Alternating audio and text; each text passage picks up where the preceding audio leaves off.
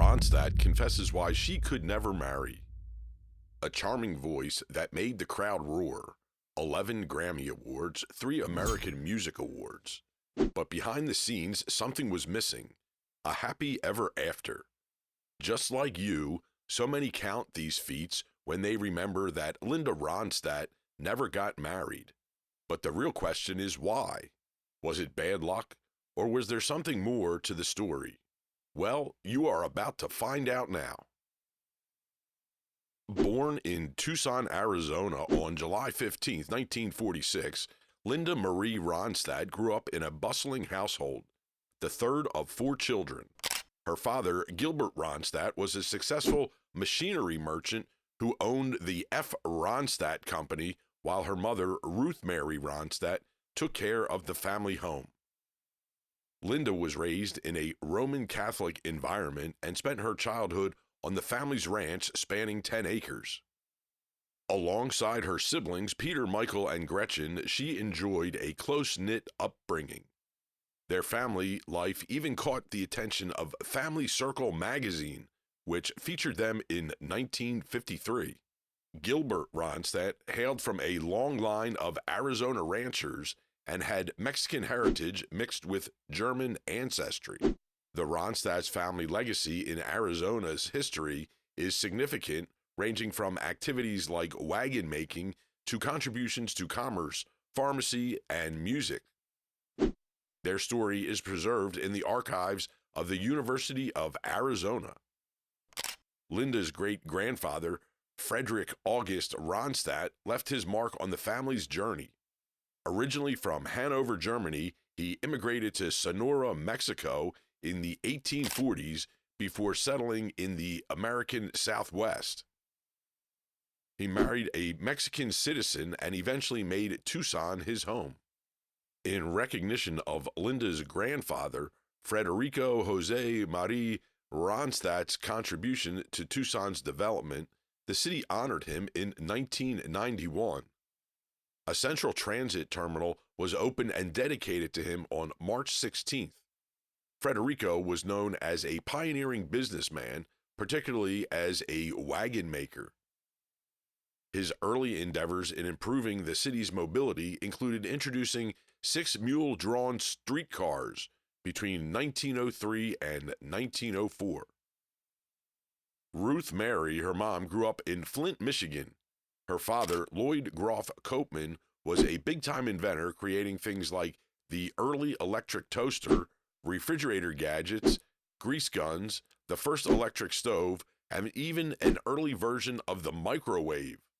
One of his inventions, a bendy rubber ice cube tray, made him loads of money. In the 1960s, Ronstadt kicked off her career in California when folk rock and country rock were becoming popular. Her early days as a performer were filled with nerves and self-doubt. She often worried that people were whispering about her music behind her back, and she struggled with feelings of insecurity. However, she pushed through these fears, and her perseverance eventually paid off. She began to gain a following, and her career took off. She teamed up with Bobby Kimmel and Kenny Edwards to lead a folk rock band called the Stone Ponies. Later, she went solo and dropped her first album, Hand-Sewn Homegrown, in 1969. People say it's one of the first recordings blending country vibes with a twist, sung by a lady. Even though she wasn't super famous at first, Ronstadt kept hustling. She toured with big names like The Doors, Neil Young, and Jackson Browne, and popped up on TV shows. She even lent her voice to other musicians' albums. Then boom! Ronstadt's albums like Heart Like a Wheel, Simple Dreams, and Living in the USA hit the charts big time. She became the first female rock star to fill up arenas. Fans called her the First Lady of Rock and the Queen of Rock. She was the top female pop singer of the 1970s, making waves not just with her music, but also with her cool rock and roll style. She graced the cover of Rolling Stone 6 times and even appeared on Newsweek and Time. Although people may have expected Linda Ronstadt to settle down and get married, that was not the path she chose. While she did have romantic relationships throughout her life, none of them ended in marriage. When we look at her dating history, we may gain some insight into her personal choices and the reasons behind them. Let's begin with her first relationship. Linda Ronstadt and music producer John Boylan shared a profound connection both in their professional and personal lives, shaping Ronstadt's illustrious career. Their journey together began in the late 1960s when Boylan took on the roles of producer and manager for Ronstadt. This partnership bloomed over the years as they collaborated on numerous albums, highlighting Ronstadt's extraordinary vocal abilities and adaptability. Boylan's deep understanding of Ronstadt's musical essence and his knack for enhancing her performances played a pivotal role in her evolution as an artist. The creative synergy gave birth to a series of highly praised and commercially successful albums such as Heart Like a Wheel, Prisoner in Disguise, and Simple Dreams, catapulting Ronstadt to stardom and solidifying her status as a prominent female artist of her era. Alongside their professional endeavors, Ronstadt and Boylan also shared a romantic bond that fueled their connection. And even though this special bond lasted for almost 2 years, it was not strong enough to walk to the altar for I Do. But despite the eventual end of their romantic relationship, they remained committed to their artistic collaboration and maintained a strong friendship based on mutual admiration and respect for each other's talents. Even after their personal separation, Boylan continued to contribute as a producer to some of Ronstadt's subsequent albums. Their partnership not only yielded chart-topping records, but also contributed significantly to Ronstadt's artistic growth and enduring musical legacy. Boylan's expertise and production acumen played a crucial role in shaping the distinctive sound and direction on Ronstadt's music, solidifying their reputation as a formidable creative duo. After a little time, love knocked on Linda's door again, so we thought. She shared a special bond with singer-songwriter J.D. Souther. Their love story unfolded during the vibrant 1970s, a time when the music world was buzzing with creativity and teamwork. Linda and J.D. met in Los Angeles, where music was in the air and their connection went beyond being in love. They shared a deep passion for music and respected each other's talents. J.D.'s knack for writing songs perfectly complemented Linda's amazing voice. Together, they created some of Linda's most cherished songs like Faithless Love, Simple Man, Simple Dream, and Prisoner in Disguise. J.D.'s heartfelt lyrics combined with Linda's powerful vocals made their music truly magical. Beyond the stage, Linda and J.D. shared a strong emotional bond. Their relationship was built on genuine affection and mutual understanding. They supported each other's artistic journeys and collaborated on various musical projects. But like all good things, their romantic relationship eventually came to an end. Despite parting ways romantically, they remained close friends and continued to work together on music. Their friendship stood the test of time, proving that even when love changes, true friendship endures. Then, in the mid-1970s, she crossed paths with Albert Brooks, a versatile actor and filmmaker.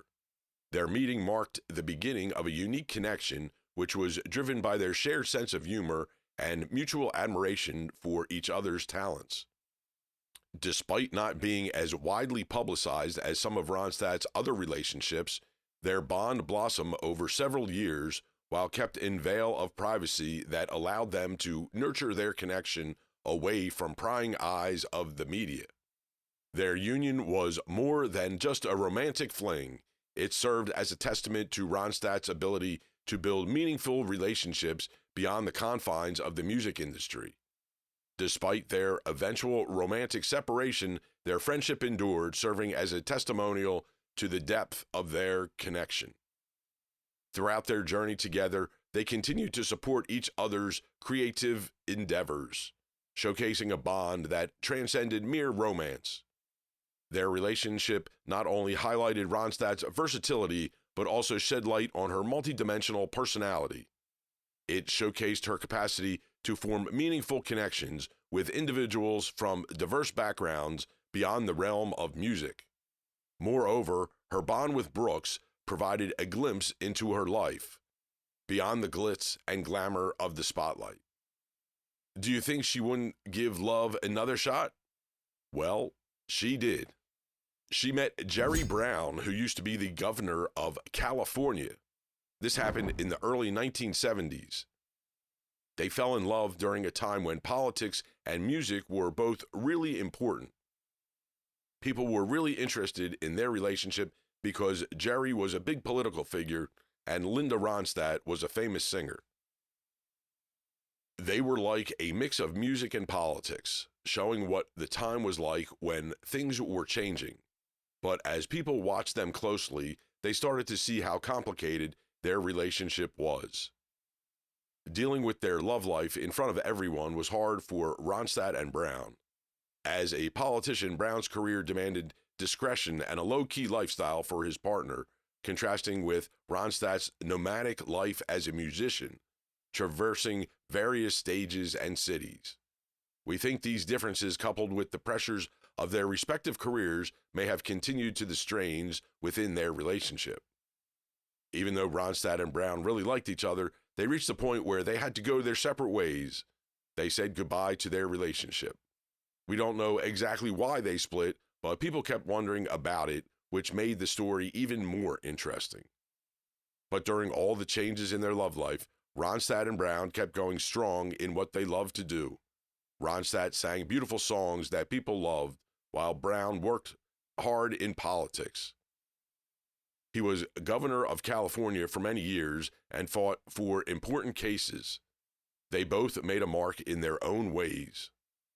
But while all this was going on, do you think Linda was finally going to say goodbye to love? Not a chance. Linda found herself in the company of renowned filmmaker George Lucas.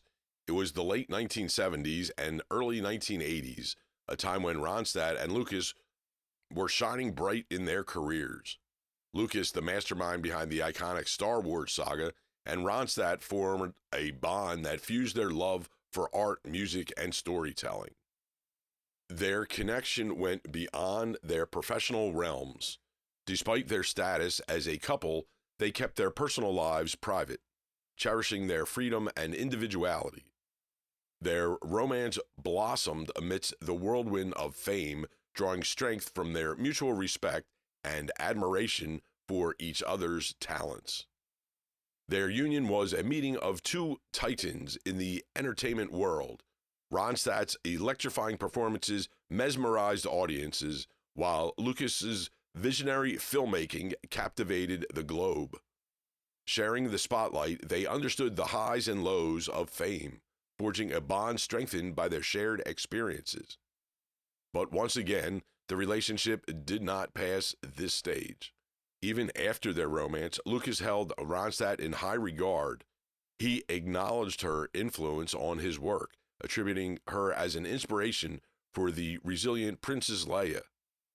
When they were both dating, he wasn't too popular, so he credits her for having a great influence on his career. Her fearless spirit and unwavering independence left an indelible mark on Lucas, shaping the iconic female characters he brought to life on the screen. And then she met Bill Murray. Some sources say that Linda Ronstadt and Bill Murray's relationship lasted from 1980 to 1982. Murray, who was just starting out in his career, reportedly visited Ronstadt on the set of her film The Electric Horseman with Robert Redford. Murray was said to be smitten with Ronstadt, and the two were spotted on several occasions together. While the relationship was never officially confirmed, it said that they remained friends even after their romantic involvement ended. After ending her relationship with Bill Murray, Linda Ronstadt began a new romance with up-and-coming comedian Jim Carrey. This was early in the 1980s, long before Carrey would become one of the biggest stars in Hollywood. But even then, he had a magnetic personality, and his talent was already starting to shine through. He and Ronstadt shared a special connection, going on long walks and spending time together. For a while, it seemed that Carey and Ronstadt's relationship was going strong. Carey was quoted as saying, "She was an incredible support to me in a time when no one was interested in what I was doing."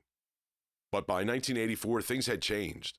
Ronstadt had achieved massive success with her album What's New, and she was more in demand than ever.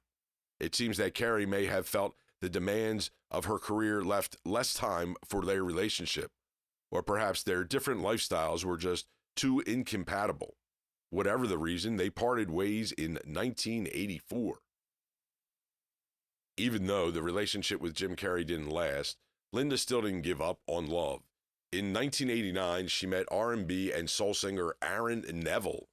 The two artists had undeniable chemistry, and they began recording duets together. Don't Know Much became a hit single, and they continued to collaborate on other songs. The media named them the first couple of pop music. Their relationship lasted for 3 years, but they eventually decided to go their separate ways. Afterward, Linda focused on her career and her children. Yes, you heard that right. In 1990, she adopted 2 children, Mary in 1990 and Carlos in 1994, and became a devoted mother.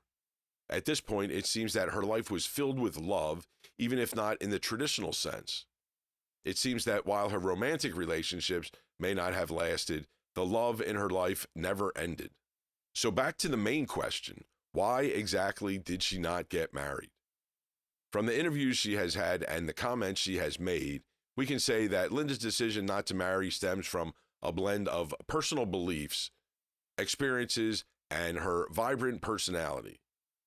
In a candid talk with the New York Times, Linda Ronstadt revealed that she resonates deeply with the lyrics of her song Different Drum, where a woman refuses to conform to societal expectations of marriage. She felt she was too young for such commitments, preferring to live life on her terms. It wasn't until she became a mother herself that she realized the gravity of responsibility, acknowledging that parenthood is a catalyst for maturity. Despite her strong convictions, Linda admits to yearning for guidance in navigating single parenthood. Reflecting on her journey in an interview with the Honolulu Advertiser, she expressed a desire for a manual to aid in raising children. She acknowledged the absence of a foolproof guide, lamenting the absences of guaranteed results in fostering relationships and parenting without making mistakes. Her independent spirit extends beyond motherhood. In raising her children, Linda was insistent on making decisions that aligned with her values. She didn't let anyone else tell her how to parent, knowing that it was a deeply personal matter. She understood that no two families were the same, and she trusted her own instincts when it came to raising her children. While others may have had advice and opinions to share, she remained steadfast in doing what she felt right for her and her children. It was a lesson in trusting oneself, and it's one that Linda took to heart. She also mentions that her tendency to be assertive and determined in her decision-making could present challenges in her romantic relationships. She acknowledged that while it was important to assert her independence and personal preferences, it could come at the expense of harmony in the relationship. For example, when it came to choosing furniture for her home, she stood firm in wanting a pink sofa, even if her partner disagreed. This unwavering attitude, while admirable in some ways, may have caused friction in her relationships. In other words, I have no talent for marriage, not a shred. I don't like to compromise. If I want a pink sofa and somebody else doesn't want a pink sofa, I'm not going to go for that. I want the pink sofa. Linda's perspective on marriage and relationships evolved over time, shaped by her experiences in the music industry and personal encounters. In a 1974 interview with Crawdaddy magazine, Linda reflected on the difficulty of maintaining relationships in the music industry. She noted that there were always new people to meet and new experiences to be had, which could make it hard to stay committed to a relationship. The environment of the industry also encouraged encounters, both professional and personal, that could challenge the stability of relationships. She saw this as an inevitable part of the business, but one that could be challenging to figure out. In short, Linda believes that people are consistently changing, and relationships often change along with them. The pressure of the music industry and the influence of new experiences can influence individuals to grow and evolve. She saw this as a natural and even necessary part of life, but it also meant that relationships could become strained or fall apart. For her, this realization was a sobering one, and it made the idea of a Hollywood marriage seem unrealistic. For her, finding the right partner was more than just a simple search for love.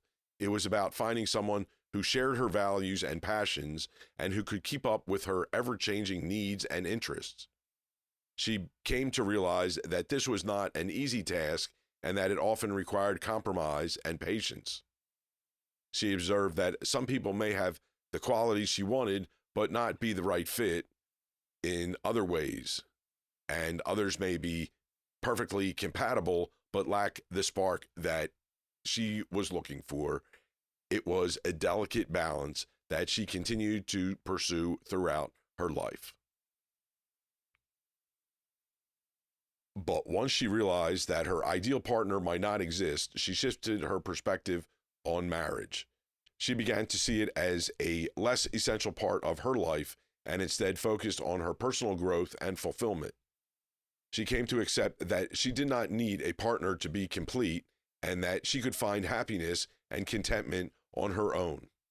This new understanding freed her from the pressure to find the one and allowed her to focus on things that mattered to her. In the early 2000s, Linda started to slow down her music career. She noticed her singing voice wasn't as strong as before. Her last solo album came out in 2004, and she released her final collaborative album in 2006. By 2009, she performed her last live concert. In 2011, she made a big announcement she was retiring from singing. It was tough news for her fans. She didn't give a reason for her decision, but after some time, she shared that she couldn't sing anymore. Doctors first thought it was Parkinson's disease, but later they found out it was a different condition called progressive supranuclear palsy. Even though Linda couldn't sing, she didn't disappear from the spotlight. She still showed up at events and gave talks in 2010s. Later, she found a new love in writing. She began to use it as a way to reflect on her life, to record her memories, and to share her insights with the world. She wrote about everything from her career in music to her personal struggles, offering a glimpse into the complex inner life of a woman who had seen and done so much. For her, writing became a way to find meaning and purpose and to share her wisdom with others. It was a different kind of creative outlet, but one that brought her immense satisfaction. One thing she was able to do with writing was release a full book called Simple Dreams, a musical memoir. It came out in September of 2013. Then in 2019, a documentary about her life called Linda Ronstadt, The Sound of My Voice, hit the screens. It let fans see her journey in a whole new way. Linda is doing great and still cherishing her achievements. She bagged quite a collection over the 11 years. 11 Grammy Awards, 3 American Music Awards, 2 Academy of Country Music Awards, an Emmy Award, and an Alma Award. Her music has struck gold, platinum, and multi-platinum status both in the United States and around the world. She has even been up for a Tony Award and a Golden Globe. In 2011, the Latin Recording Academy honored her with a Latin Grammy Lifetime Achievement Award, and in 2016, the Recording Academy followed suit with a Grammy Lifetime Achievement Award. The Rock and Roll Hall of Fame welcomed her in 2014, and she received the National Medal of Arts and Humanities in 2014. Also, her star shines on Hollywood Walk of Fame since 2019, shared with Dolly Parton and Emmylou Harris as the trio. In her career, Linda has put out 24 albums and 15 greatest hits collections. She left her mark on the charts with 38 singles landing on the U.S. Billboard Hot 100. Out of those, 21 made it to the top 40, 10 cracked the top 10, and one even snagged the number one spot. You're No Good. She's not just a hit in the U.S., her duets Somewhere Out There with James Ingram and Don't Know Much with Aaron Neville made waves in the UK, peaking at numbers 8 and 2 respectively. Also, Blue Bayou attained number 35 on the UK singles charts. On the US Billboard Pop Album chart, she's racked up 36 albums with 10 landing in the top 10 and 3 taking the top spot. Linda's voice isn't confined to her albums. She's lent her talent to over 120 albums, teaming up with artists across various music styles. Beyond music, Linda's philanthropic efforts have left a lasting impact. She's been an advocate for various causes, using her platform to raise awareness and support initiatives close to her heart. Whether it's environmental conservation, human rights, or healthcare, Linda's voice extends beyond the recording studio. In 2013, Linda shared her journey with Parkinson's disease.